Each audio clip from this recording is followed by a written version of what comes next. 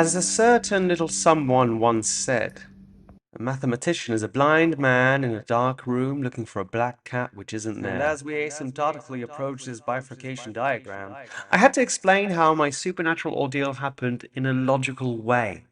I had been an atheist for 33 years, and suddenly what? I'm supposed to believe in God because I had a mental breakdown and sent to the loony bin? Surely going to the psychiatric hospital twice would suggest I am someone not to be trusted.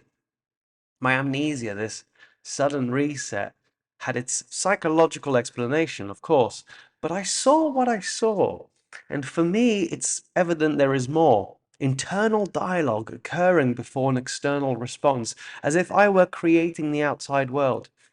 I would think something and it would happen immediately, as if by magic. So if it's purely psychological, only in my brain, how are my thoughts so synchronistic with the outside world? All these coincidences I was experiencing, seemingly random events that appeared at the right time and place. There had to be a mathematical explanation. With changes in this parameter, increasing nonlinearity, you can see that it splits the equilibrium in two, and the bifurcations multiply into a state of... Welcome to Art of the Covenant. This episode goes up to 11.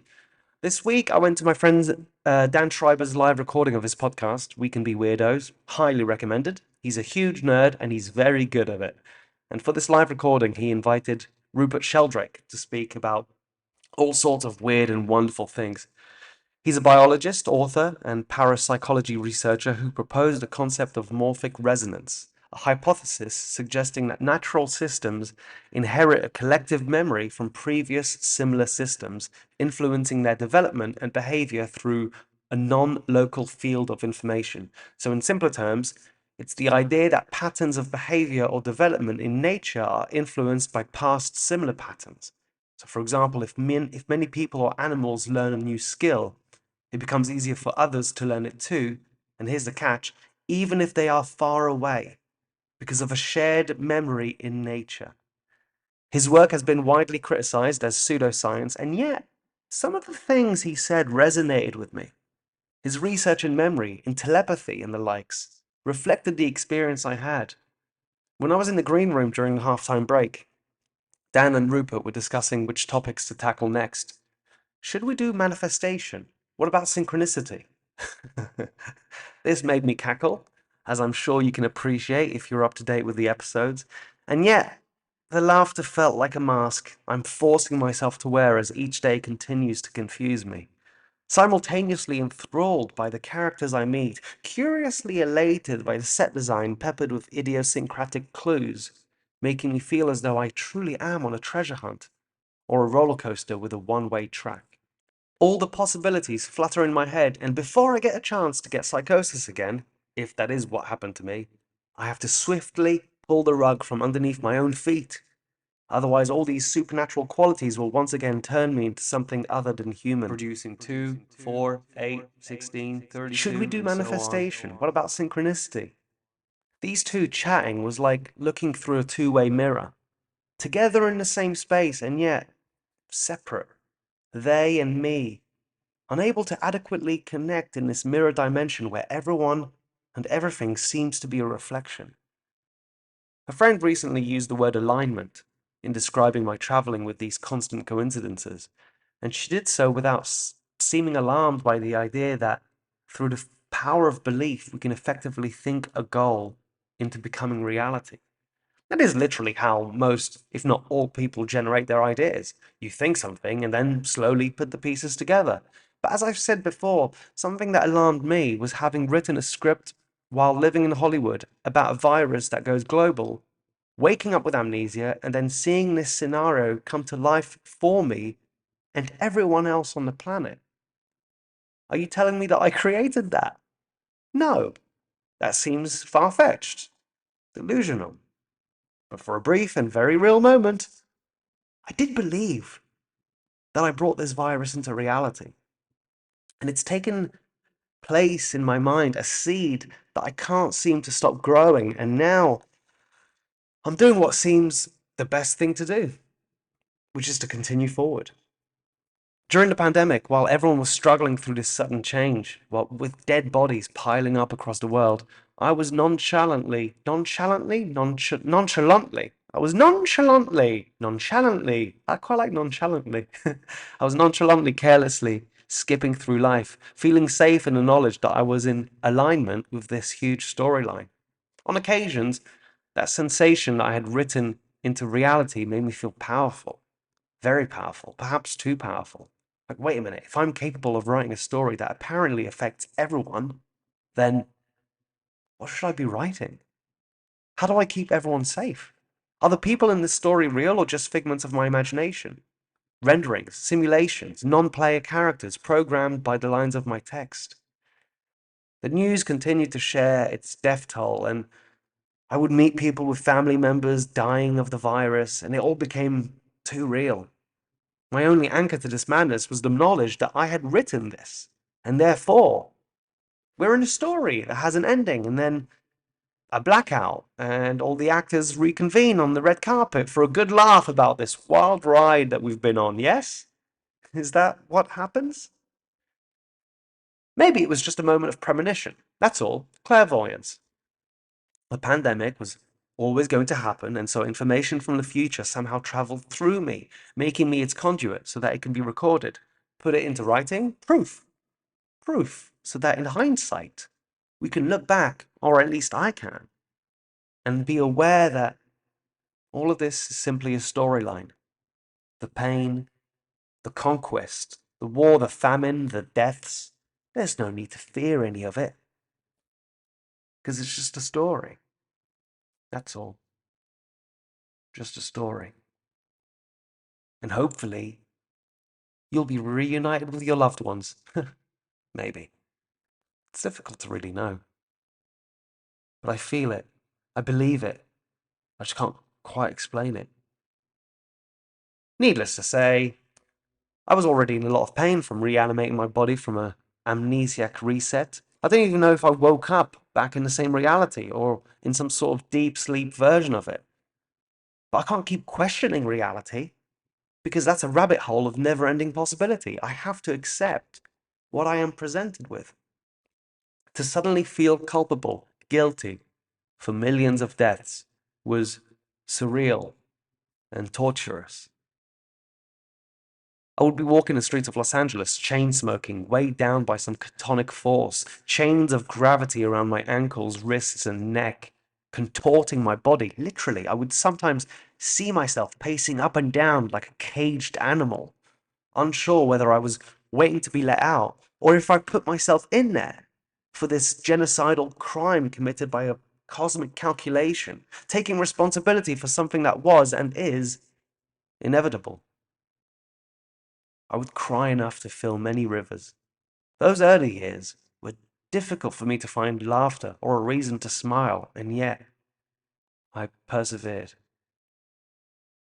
One day, I was hyperventilating, clutching onto my chest, with tears flowing out of me from an unnatural grief, from the death of not just me through amnesia, but from losing the memories of everyone I ever knew, and from feeling like some sort of epicenter to a deadly global virus.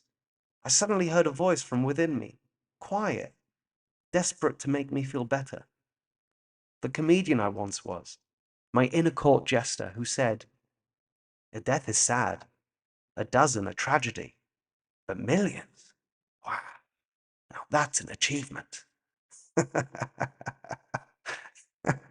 I erupted in laughter. Unpredictable windows inside this pure doubling of infinitely deep results, and yet patterns appear in the formlessness. As a comedian, I have to excel at writing formulas that reliably create audible contractions of the diaphragm.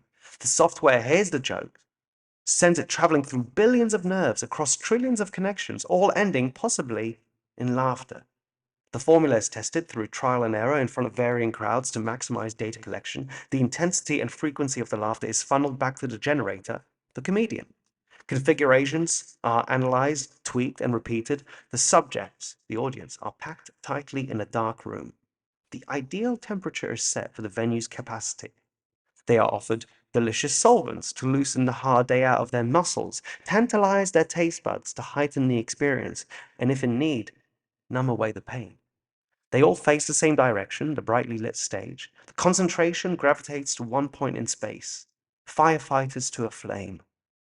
The technician gives them a 3-minute warning requesting they please turn off your phones and keep conversations to a minimum as this show is about to begin, so you don't distract yourself, your neighbors, and the performer. Spoon feed the rules. Each audience, ambiance, area, and artist are different. Blah, blah, blah. I could go on. There's much to consider when creating a symbiotic relationship between comic and crowd. I dream of finding that one joke, the joke, that can make absolutely anyone laugh. I assume it's a well-timed fart, I could be wrong, but a fart is the universal catalyst for giggling and gagging. But there's another joke I'm interested in. The joke that can physically kill. I wonder if all comedians secretly want to make someone laugh so hard that they die. Just imagine it. It's a new material night, and I have an opening that I'd like to try out. But I haven't got it memorized, so I bring my notepad on stage. I step behind a microphone and reveal this fresh new take to the unsuspecting victims. But alas, I didn't get the reaction that I'd hoped for. Perhaps it wasn't funny enough. Maybe it's the delivery which needs adjusting. I'll have to listen to the recording tonight to see how I can improve it. Because the punchline only got half of the audience, and that's being generous. But someone in the darkness clearly liked it, because they're still howling, and it's beginning to have a contagious quality. That's a beautiful sound. People laughing simply because someone else is doing it. Another's chuckle is food for their ears, music for their bellies. This time, however, the ripple eventually dissipates while the epicenter is still laughing, uncontrollably. One person, one hand clutching at their chest as if trying to reach the lungs from the outside, while the other hand squeezes the leg of the person next to them. Anguished pressure. It's hard to ignore people with unique laughs, especially when they're corpsing. Comics usually highlight those moments because it disturbs the flow and timing of the material, and therefore requires us to include these unprepared moments as welcome breaks in the show. But on this occasion, things are different. Before the comedian has the opportunity to highlight this baneful little gift, the concerned murmurs from the crowd permeate and overwhelm the room. The cackling from the blackness has become obnoxiously loud and suffocated. It is the comedian's responsibility to keep things under control, but he just stands there, watching, appreciating. Could this be the day, he thinks, cupping a hand over his eyes to shield himself from the spotlight and get a better view from the fourth wall? Something is wrong, heckles an audience member. The auditorium lights come on as the club manager makes her way through the frozen solid crowd. They don't know what to do. They've never seen such a sight. A crimson man with terrified, bulging eyes and a Cheshire cat's mouth, strangled, laughter erupting from the trenches of a tangled throat. There is no Heimlich maneuver for whatever this is. His body convulsing back and forth to force air in and out, scraping and screeching as oxygen moves up and down through the pipes. Edited sound bites delivered as a blend of screaming and maniacal laughter, which will now haunt everyone in that room. All except the buffoon, center stage, watching the pandemonium unfold in front of him as though it were his turn to be the audience member. Tucking his lips in his mouth and biting down to stop himself from laughing at the inescapable theater of cause and effect. Death by laughter. Must I be careful to manifest something, or can something just be whimsical and imaginative exploration? I don't know.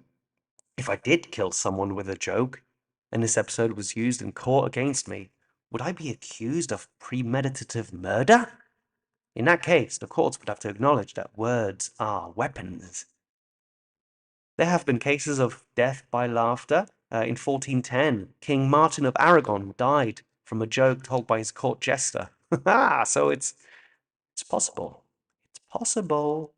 In the 3rd century BC, Greek philosopher Chrysippus supposedly died after seeing a donkey drinking wine and stumbling around, which is that's such a good way to go. Xerxes, a Greek artist from the 5th century BC, was to make a painting of Aphrodite, goddess of beauty, and began to guffaw uncontrollably when the old lady who commissioned the work demanded she model for the portrait. Laughter is one of the most pleasurable of human emotions and is not only a gift to experience, but a gift to give another person. That is what I'll tell a police officer taking my statement as the grinning carcass is carted away from the gig. And so, that day, when I heard myself think, a death is sad, a dozen a tragedy, but millions, now that's an achievement, I laughed. Not only because it was ridiculous, but because it was relatable. It was ludicrous, and it made sense. Now is the winter of my discontent. Laughing and crying at the same time, I said out loud, "There you are," as if I had found a part of me. This union was euphoric and otherworldly, and thus facades of chaos behind cloaks of order. So is there a mathematical explanation for me finishing my hypnotherapy just as the new year began, as if a nod for this new me? A reason I lost my memories after I separated from a woman named Jordan, named like the river in which Jesus washed his sins? A fresh slate, a tabula rasa? A cause for all these coincidences, which I explored over the course of the first series? On my long and wild journey across the United States, I met some amazing people. Some for the entire time I was there, which I'm still in contact with, and some brief, very brief. A stranger at a bar for a midnight lock-in, or a job production assisting on a TV show. Fleeting friendships. One of these people, a man named William, Bill, whom I met in a cafe in Boise, Idaho, with his dog. We chatted about a variety of things, and at the end, we made our farewells and he left.